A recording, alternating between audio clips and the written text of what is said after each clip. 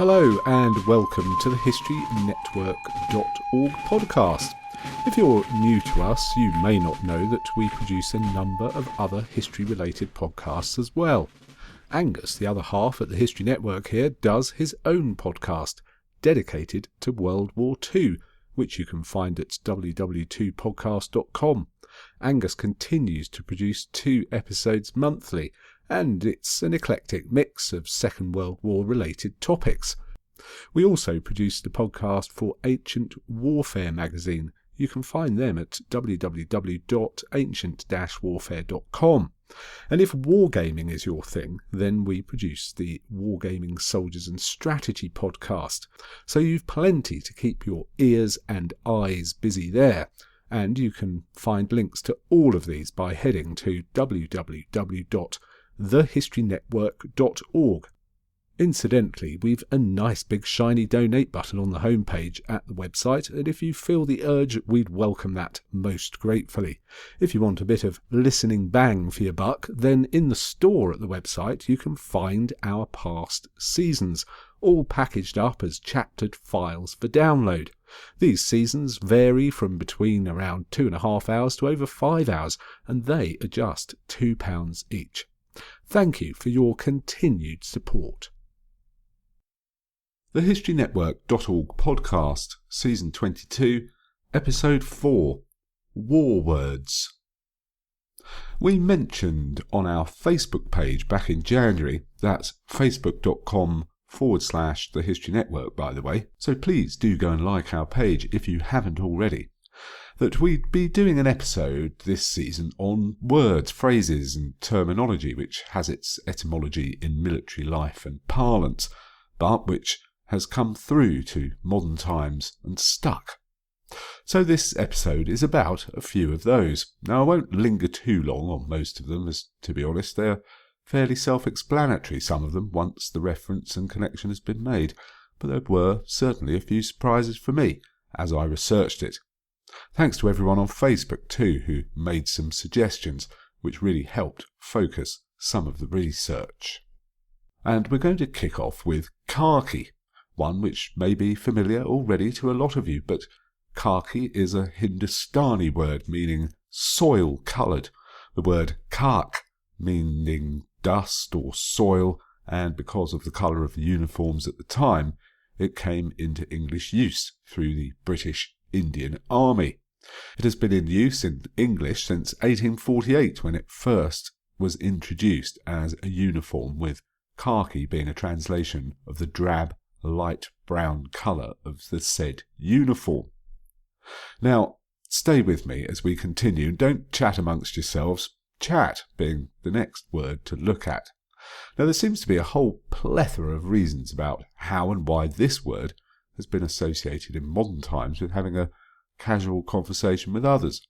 The term having a chat is most commonly associated militarily with the First World War trenches, and soldiers using lulls in the fighting to get together and de-louse each other while having casual conversations. Chat is often ascribed to the Hindi word for a parasite, chatt with 2 T's, but is more possibly from an earlier medieval English word for idle gossip, chateren. There are certainly references to it in 13th century English literature, but soldiers in the Napoleonic Wars referred to lice as chats. The OED cites that chat meant lice as early as 1690, and that the first mention of chat, meaning talk, dates to around 1440. However, you may be aware that the term feeling lousy, i.e.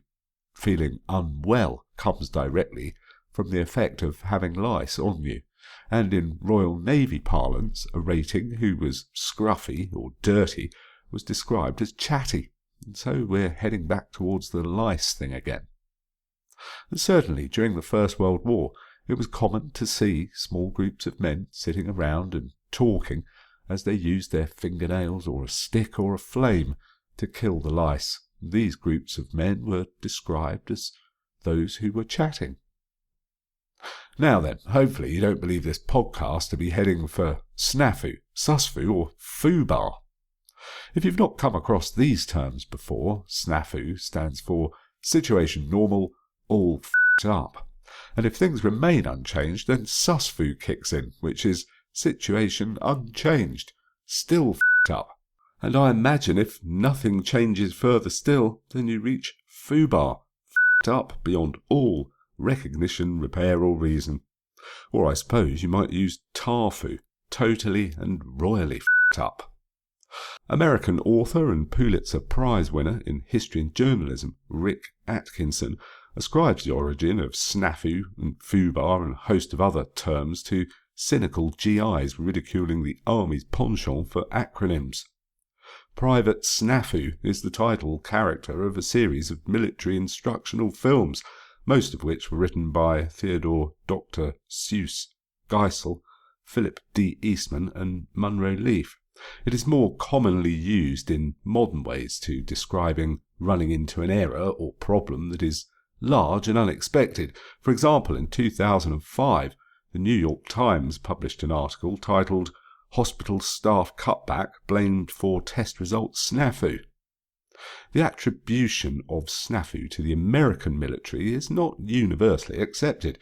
It has also been attributed to the British, although the Oxford English Dictionary gives its origin and first recorded use as US military.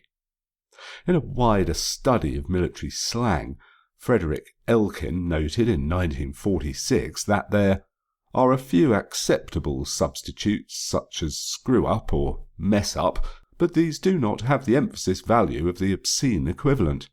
And he considered the expression snafu to be a caricature of army direction. The soldier resignedly accepts his own less responsible position and expresses his cynicism at the inefficiency of army authority. He also noted that the expression is coming into general civilian use. Now then, hopefully you're still engaged with me and you don't think this podcast has tanked yet. Which brings us on to the next term, tank. Perhaps there are a few things more synonymous with battle and warfare than tanks, but how did they come to be called by that name? Well, it's quite a delightful and interesting story. On Christmas Eve 1915, a meeting took place of the Interdepartmental Conference. This included representatives from the Director of Naval Constructions Committee, the Admiralty, the Ministry of Munitions and the War Office. Its purpose was to discuss the progress of the plans which were described as Caterpillar machine gun destroyers or land cruisers. In his autobiography, Albert Gerald Stern, who was then Secretary to the Landships Committee and later the head of the Mechanical Warfare Supply Department, says that at that meeting, Mr. McNamara, MP and Financial Secretary to the Admiralty, suggested for secrecy's sake to change the title of the Landships Committee. Mr. Danecourt agreed that it was very desirable to retain secrecy by all means, and proposed to refer to the vessel as a water carrier. Stern remembered, "In government, offices, committees and departments are always known by their initials. For this reason, I, as secretary, considered the proposed title totally unusable." The initials would have been WC, which is a British abbreviation for a water closet, in other words, a toilet. Unfortunately, later in the war, a number of Mark IV tanks were fitted with grapnels to remove barbed wire, and these were designated wire cutters, so they still had large letters WC painted on their rear armour. Stern continued, "In our search for a synonymous term, we changed the word water carrier to tank, and became the Tank Supply, or TS Committee. That is how these weapons came to be called tanks." Colonel Ernest Swinton, who was secretary to the meeting, says that he was instructed to find a non-committal word when writing his report of the proceedings. He later discussed it with a Lieutenant Colonel W. Dally Jones, and they chose the word tank. That night, in the draft report of the conference, the word tank was employed in its new sense for the first time. Swinton's notes on the employment of tanks, in which he uses the word throughout, was published in January 1916.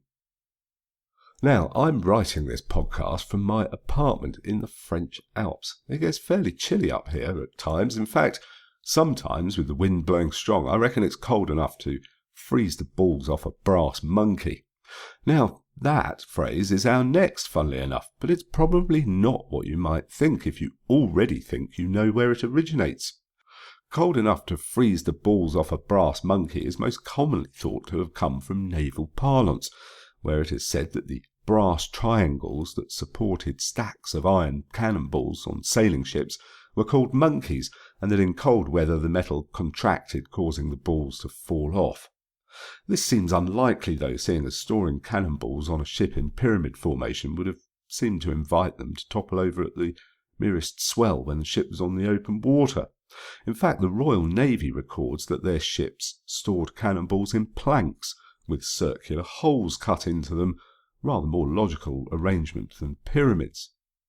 These planks were known as shot garlands rather than monkeys, and they date back to at least 1769 when they were first referred to in print. Although the etymology of this phrase can't be categorically proven, rather than it having a military source, it may more likely have come from an Oriental souvenir source. During the 19th and 20th centuries, small monkeys cast from the alloy brass were very common tourist souvenirs from China and Japan.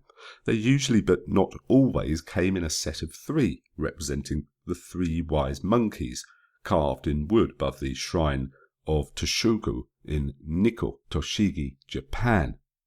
These monkeys, it's the hear no evil, see no evil, speak no evil ones I'm talking about, were often cast with all 3 in a single piece, but in other sets they were made singly, and although these 3 were the usual number, there were some sets of monkeys which added a 4th, with its hands covering its genitals. Michael Quinion, advisor to the Oxford English Dictionary and author of the website Worldwide Words, has said, "It's more than likely the term came from them." Now, with so many terms and phrases to choose from, there's no way this small podcast can cover all of them and go the whole 9 yards. Oh, there's another one. Now, I'm sure we're all aware that this phrase means to give it everything, give one's all, etc. But did you know that the most commonly offered military explanation comes from World War II and the aircraft machine gun belts, which were 9 yards long?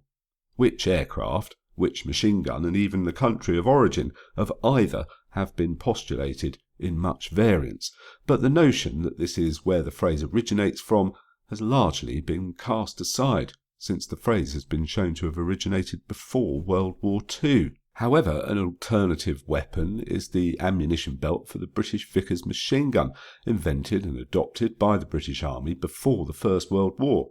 Nevertheless, the standard belt for this gun held 250 rounds of ammunition and was approximately 20 feet, under 7 yards in length, so again this seems unlikely.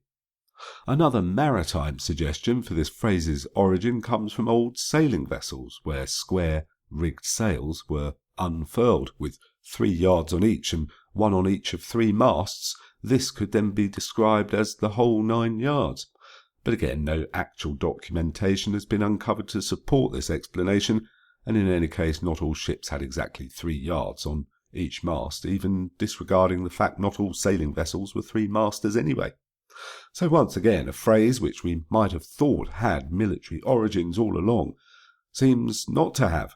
I know, I can almost hear you all saying, what is Nick going on about? This podcast was supposed to be about modern phrases which have their origins from military vernacular, but he's just going on about ones which don't at the moment. Has Nick gone doolally? Ah, no, there's a word, doolally, taken today to mean someone going out of their mind or a bit bonkers or mad, of course.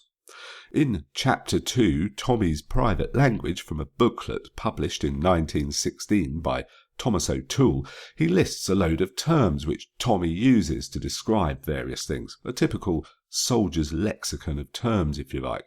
Listed there is doolally tap, where he writes, "When a soldier becomes mentally unbalanced, he is said to have received the doolally tap. Doolally is a corruption of an Indian town, Deolali. Deolali Transit Camp was a transit camp for British troops in Deolali, 100 miles northeast of Mumbai, back then called Bombay, of course. It was the original location of the Army Staff College. The camp was notorious for its unpleasant environment, boredom, and the psychological problems of soldiers that passed through it. The tap part of doolally tap may refer to the Urdu word tap, meaning a malarial fever.